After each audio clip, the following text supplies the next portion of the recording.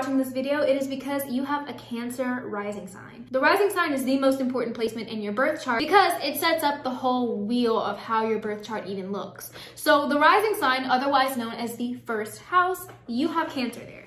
So the rising sign is all about your behavior. It's all about your body, yourself, your self-image, your self-confidence, the way you carry yourself, you know, how you interact with people. To put it very simply, the rising sign is you. Now, whenever you have a Cancer rising, I've noticed that Cancer risings tend to have bigger boobs. That's obviously not everybody, but you know, Cancer does rule over the chest area. So like a very prominent chest. So whether it be like really small or really big, you know, an extreme, you know, something very noticeable about your chest or collarbone area. I think Cancer risings also have this really interesting look about them, or look about their eyes.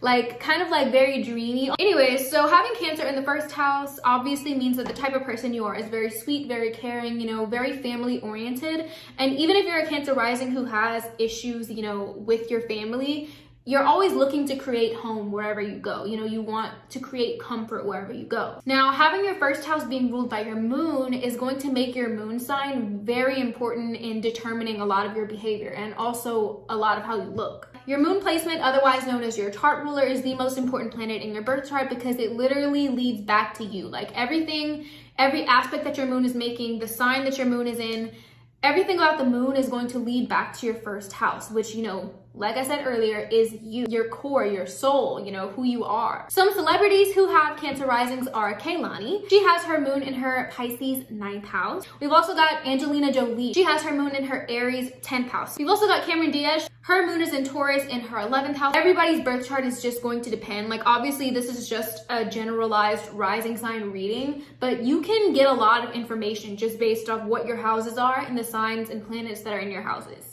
Cancer risings tend to be very sweet, give off this very innocent, very caring, almost like frail kind of vibe sometimes. Like I said, it does depend on other placements, but directly opposite from the first house. So if that's all about the self, then the 7th house is all about the other. So Cancer risings have Capricorn in the 7th house. In traditional astrology, the 7th house rules over marriage. 7th house is one of the romantic houses because it contains your descendant. So the descendant is exactly opposite your ascendant. Ascendant meaning rising sign. So descendant is all about the other people in your life. It's all about your partners, particularly, you know, a future spouse of yours, or if you have a spouse, then your spouse. Here's what's interesting.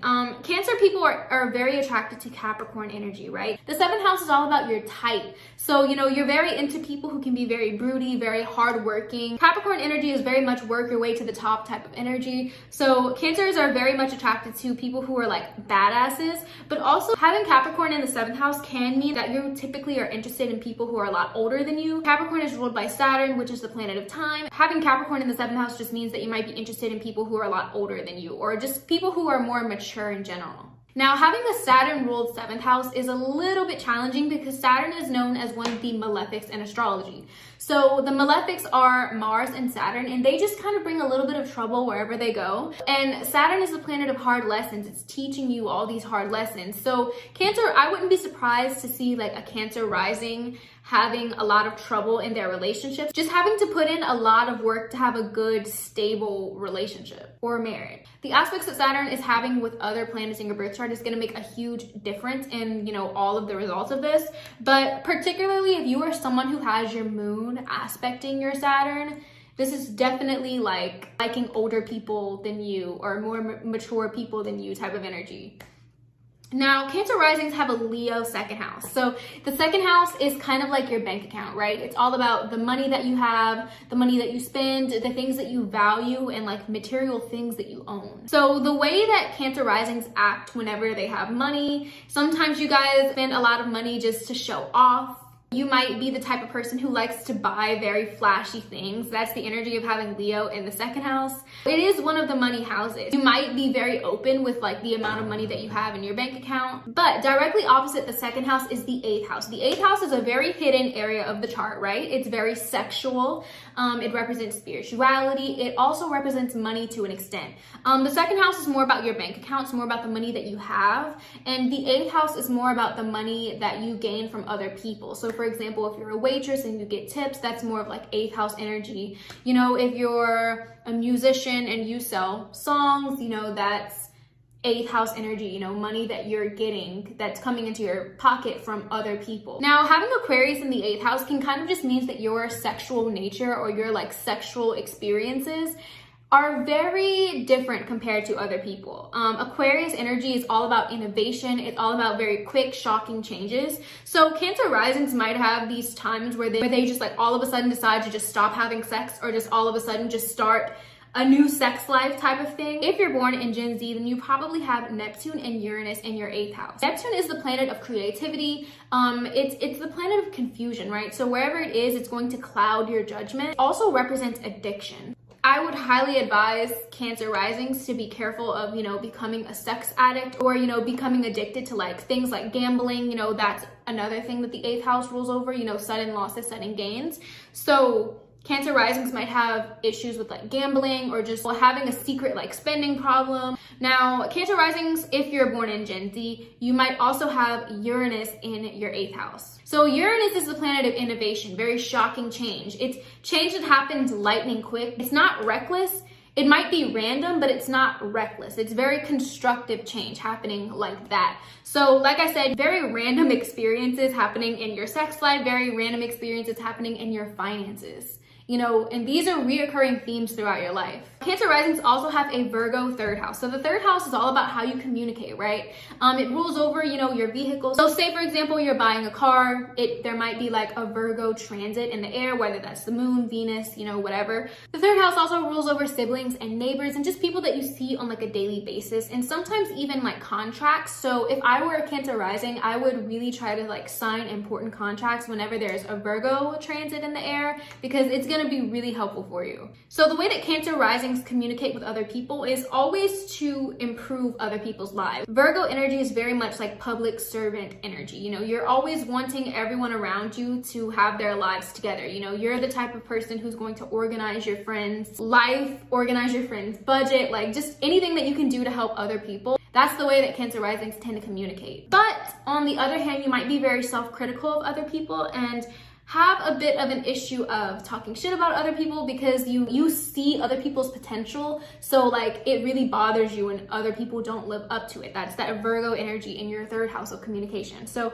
directly opposite the 3rd house is the 9th house, which is ruling over long-term transportation. So like these really long-term trips, long-term vacations. It also rules over college, academia, you know, school. But also the 9th house is sometimes referred to as the house of God, and just like what you really believe on a soul level. Like, do you believe in God? Do you not believe in God? What are your beliefs deep down? That's what the 9th house represents, right? So you have Pisces here. I wouldn't be surprised that Cancer risings are very open to like supernatural things. But yeah, having Pisces in the 9th house just means that your beliefs are very near and dear to you. You know, Pisces is a very emotional sign. So your beliefs are going to make a huge deal to you. Also, another thing about Pisces though is that Piscean energy is kind of all over the place. It's a mutable water sign, right? Water being emotions, mutable being, you know, constantly adapting, constantly changing. So Cancer risings might find themselves consistently having these existential crises about what they truly believe about the world, or even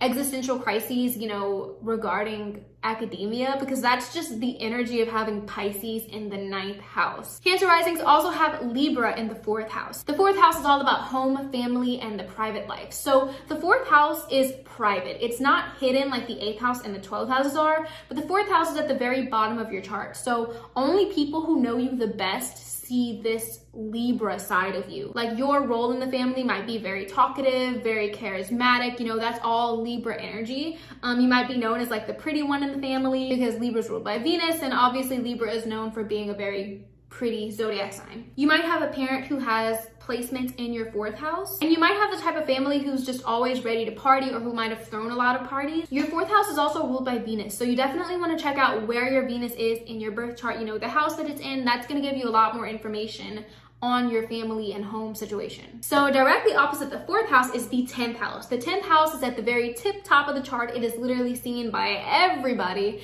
It's your first impression. It's that curated version of yourself that you show to the public. It's your social media profile. It's who you are when you show up to a party. It's your reputation, your public image, but also your career and like the things that you're working towards in this lifetime. So Cancer risings have Aries in the 10th house. Cancer risings more often than not tend tend to be trailblazers in whatever career they are, because Aries energy is very passionate. Think about it. Aries is the very first zodiac sign. So it starts whole new things. It's a very independent energy, very passionate, very fiery, but also even a little bit childish sometimes. Almost like childlike passion for the thing that you do, for your career. So Cancer risings more often than not probably enjoy their career. Having Aries in 10th house might mean that Cancer risings tend to be like fitness professionals, or just work in the sports industry, or like play a sport, do sports medicine, work closely with athletes. Obviously your Mars is going to play into that, because Mars is the ruler of your 10th house. So the house that Mars is in is going to give you a lot more information on like the circumstances of your 10th house. Cancer risings might also have this like troublesome type of reputation sometimes, because Aries energy, not only is it very comfortable in being who it is and comfortable in being very independent, but Aries is ruled by Mars, which is one of the malefics. No, the malefics are Mars and Saturn, which kind of bring trouble everywhere they go. So having a 10th house that is ruled by Mars kind of brings a bit of trouble to your reputation. You know, other people might think you're a bit of a Other people might just think that you're too blunt or too mean or something like that. That's, you know, the negative side of Aries energy. But other people just might admire you because they see you doing your own thing. They see you not worrying about who does and does not support you. You're there just doing your thing, and people respect you for that. Now, Cancer risings also have Scorpio in the 5th house. The 5th house is all about creativity. It's all about fun. It's all about dating. It is one of the houses that rules over sex. So I have a feeling that Cancer risings probably tend to be very good at sex. You know, Scorpio energy is very sexual, and having that in the 5th house, a sexual house, just gives y'all an extra like oomph of sexy energy, I guess. But also having Scorpio in the 5th house just means that the creative projects that you do, for example, if you make music, if you're an artist, whatever, the creative projects that you do are very near and dear to your heart. But also Scorpio is a sign that deals with secrets. Cancer risings might be very secretive about the creative projects that they have, but the 5th house also does rule over children. So Cancer risings might find themselves keeping their children a secret, or even, you know, hiding their pregnancies for a very long time, those kind of things. The 5th house is also ruled by Mars, so some of the things that you do for fun might include, you know, Martian activities like working out or playing sport. But Scorpio is also ruled by Pluto, but having Pluto ruling over your 5th house might mean that other people might try to assert their dominance. Pluto is a planet of power and control and influence and dominance and all of that. Other people might try to control the amount of fun that you have. Other people might try to control you or your children, or, you know, your relationship with your children might end up being very controlling. Now, directly opposite of the 5th house is the 11th house. So the 11th house is all about your long-term friends. It's all about your communities. It's all about, you know, the types of people that you think similarly to. So for example, if you belong to the One Direction fandom, that counts as your 11th house. You know, that's a group that you resonate with. So having Taurus in the 11th house just means that Cancer risings find themselves getting along with Taurus. Like, you might meet like a Taurus placement and just feel like you've known them forever, or you might feel like you've been friends forever even if you just met them. Taurus energy is going to come very naturally to the Cancer rising. Taurus energy is very chill. It wants to be very comfortable, and it's also like a homebody type of sign. So the friends that Cancer risings tend to make might be friends who aren't too big on going out. They just rather have a chill night at home, or like have a chill little kickback type of thing. But also the way that Cancer risings are in their friendships is very stable, very loyal. This is like a really good sign to have in the 11th house, because you tend to attract friends who are loyal, and you tend to be very loyal to your own friends. Now, Cancer risings also have Sagittarius in the 6th house. The 6th house is all about work, your job, a daily routine, also pets, and your health, like physical health. So if you are Gen Z, then you most likely have Pluto and Chiron in the 6th house. Pluto being the planet of transformation, of power, control, influence. Chiron's an asteroid. It's not actually a planet, but it rules over like these wounded healings, right? So like these things that really hurt us deep down, but they're also the same thing that kind of heals us. A lot of you guys probably have a Pluto-Chiron conjunction, which can kind of just mean that this area of your life is a very easily triggered area. So Cancer risings might have had a lot of health problems, you know, as a child, or, you know, throughout their life, because anytime you have, you know, placements that are that intense in the 6th house, it can sometimes manifest as having like health issues, but not always just that. It can also manifest in your job. You know, you might have a very domineering boss.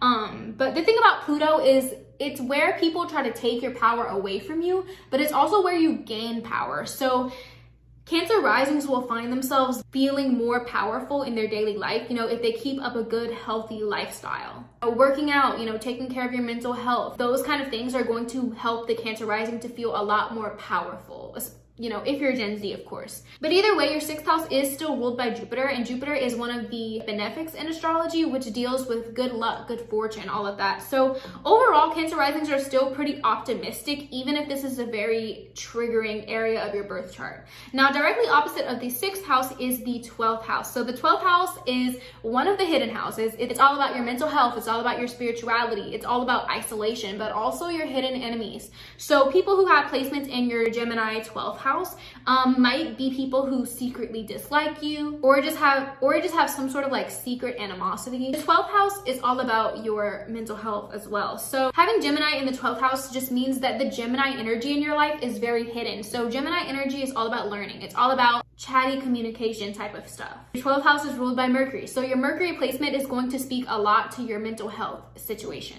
So the Gemini energy in your life can be hidden even from you, which, like I said, that Gemini energy is all about learning, it's all about communication, and possibly even siblings. So you might have siblings who keep a lot of secrets from you, those types of things. But yeah, thank you so much for watching Cancer Rising. Make sure you like, comment, and subscribe, and let me know in the comments down below what your moon sign is and what house it's in. Thank y'all. Bye.